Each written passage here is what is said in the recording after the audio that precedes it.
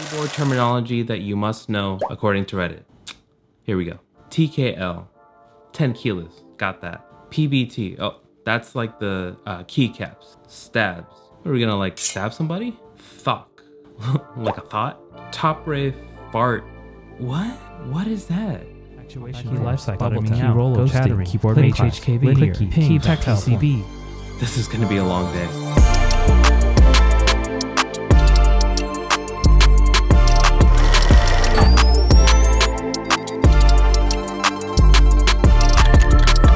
Hey guys, welcome back to the channel. My name is David with Side of Tech. Now I've shown you guys a few times what kind of keyboards I'm rocking at the desk setup. So it's usually this Logitech G915 TKL keyboard. And most recently I've been rocking the MX Mechanical Mini, also by Logitech. But even after owning all these kinds of keyboards, I've never really had a keyboard that I've considered custom. So I was scrolling through YouTube one day and found myself in a rabbit hole that I never thought that I would find myself in. And that is how I landed upon this, the Keychron Q2. So today we're going to be unboxing this thing, and I'm also going to be giving my first impressions and compare this to all my other keyboards that I've been using, because this hobby is a crazy rabbit hole. So I'm of course going to be releasing a part 2 to this video, so make sure you're subscribed to the channel. That way you're going to be the first ones to see that new video. Now without any further delay, let's go ahead and get thocky. I think I said that, yeah, said that right.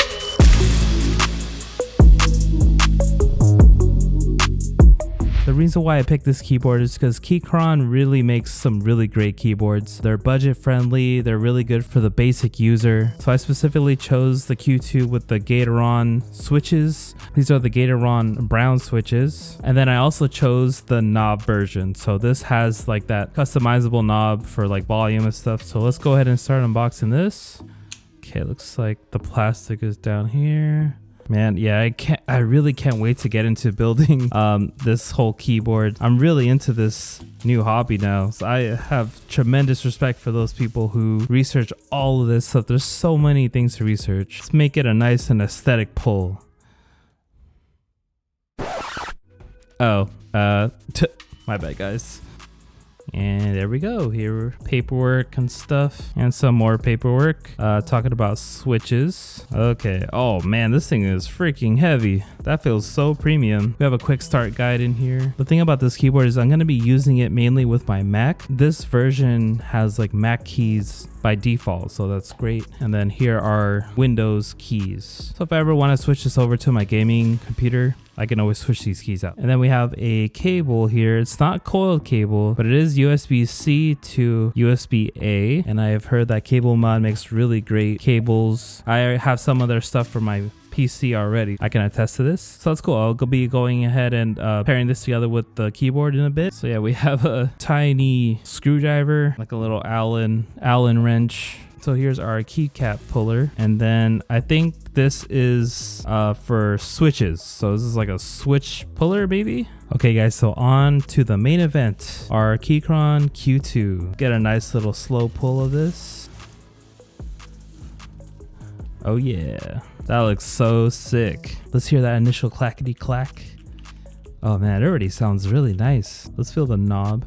Oh, the knob is super tactile. It has like little micro clicks, so you can feel adjusting the volume or something. And then you can click this down, play pause or something like that with the software. And then right up here we have our switch. It's set to Mac, but you know, you have the Windows and then USB-C cable. But yeah, here we go. Little first impression on the keyboard. Super nice. Let's go ahead and get this thing hooked up.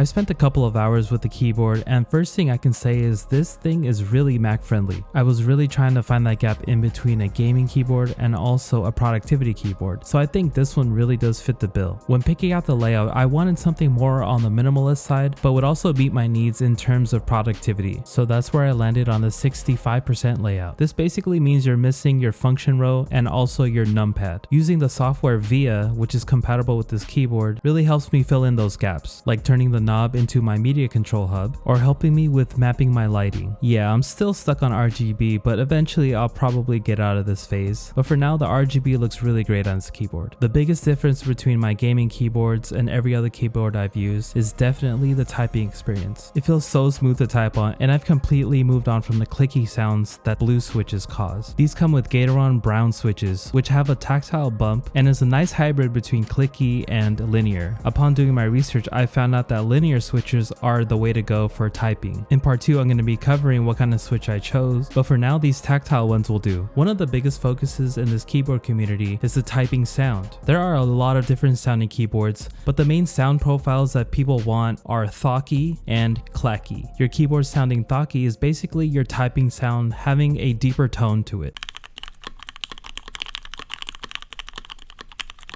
And clacky is mainly the opposite. You'll have higher pitched typing sounds.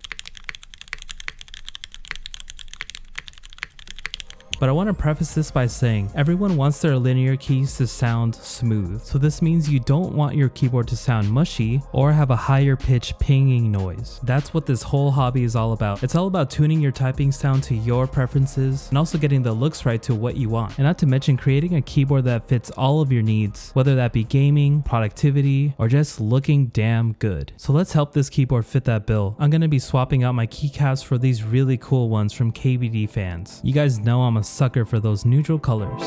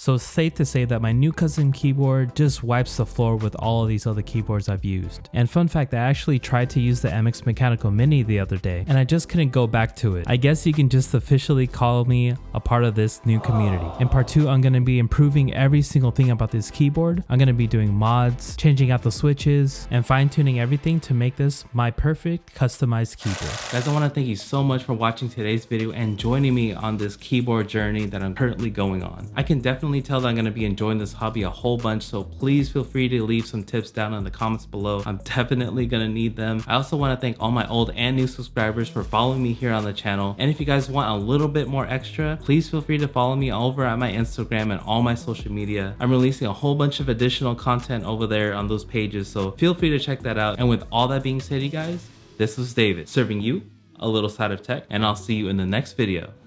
God bless you guys.